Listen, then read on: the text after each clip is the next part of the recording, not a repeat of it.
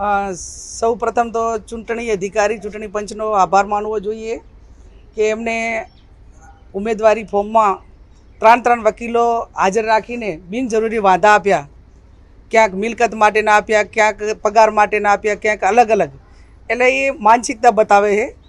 જ્યારે ત્રણ વકીલોને હાજર રાખીને સામેના ઉમેદવાર માટે ફોર્મ રદ કરવા માટેના પ્રયત્ન કરવાના ભારતીય જનતા પાર્ટીની માનસિકતા હોય તો એમણે જનાદેશ ગુમાવી દીધો છે. એમને બનાસકાંઠાના 20 લાખ મતદારો ઉપર ભરોસો નથી. એટલા માટે કરીને આટલા એમને વહીવટીતંત્રને દબાવવા માટેના પ્રયત્નો કરવા પડે છે. વાત રહી એફિડેવિટની, તો હું માનું ત્યાં સુધી મારી વ્યક્તિગત રીતે લગભગ 2007થી કરીને 24 સુધી જે કંઈ મારી મિલકત જમીન હોય કે મકાન હોય કે જે હોય તે એ એફિડેવિટ બધા સેમ જ છે. ઠીક છે, એમની જંત્રીઓ સરકાર ખોટી રીતે લોકોનું શોષણ કરવા માટે જંત્રીઓ વધારીને વર્તમાન કિંમત એનું વેલ્યુએશન વધારે બતાવે એટલે સુધારો કરવો પડે. પણ કોઈ નવી મિલકતની અંદર કોઈ વધારો થયો હોય કે એવા કોઈ ઓલું થયું હોય તો કદાચ લોકો કે ગમે એ પ્રશ્નાર્થ એનો ઉઠાવે. વેલ્યુએશન વધારવાની અને જંત્રી વધારવાનું કામ સરકારનું છે અને એ વેલ્યુએશન પ્રમાણે અમારે એફિડેવિટ કરવું એક કે કાયદા ચૂંટણી પંચના નિયમોને આધીન છે.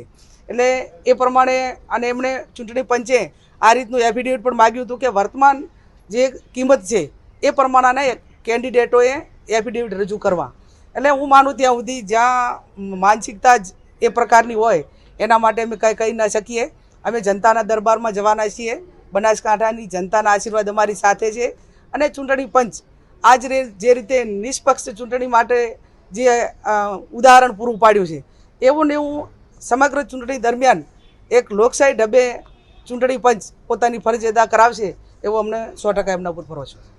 હવે આ સમયની અંદર દરેક ઉમેદવાર ચૂંટણી પ્રવાસે લાગવું જોઈએ, આક્ષેપ પ્રતિ આક્ષેપમાં ના પડવું જોઈએ.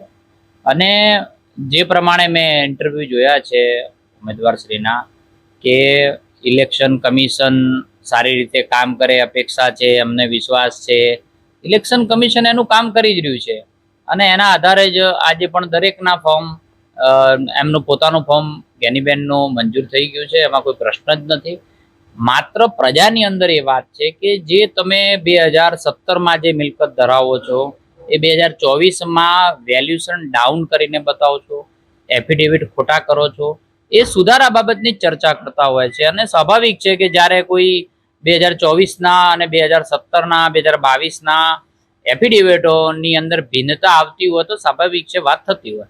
અને બીજી વાત રહી કે પ્રજા અત્યારે સોશિયલ મીડિયા હું જોતો હતો ત્યારે ખૂબ બધા લોકો એવું બોલે છે કે ભાઈ જ્ઞાનીબેન જાહેરમાં એવું કહે છે કે ભાઈ એ બીપીએલ છે, ગરીબ છે, મારે તો એની એ જ મિલકતો છે, મારું એ જ ખેતર છે.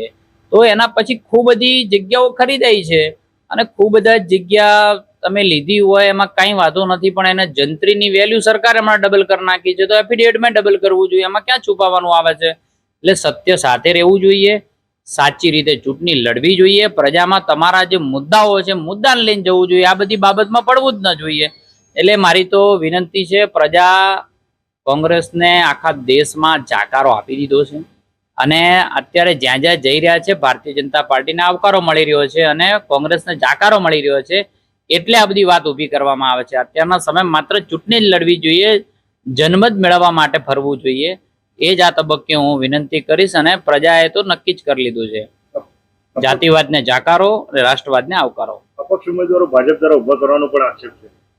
હવે દરેક લોકશાહીની અંદર દરેકને હક છે કોને ઉભો રહેવું, શું ઉભો રહેવું. આક્ષેપોનો જવાબ હવે ઈવીએમ ની અંદર પ્રજા આપવાની છે.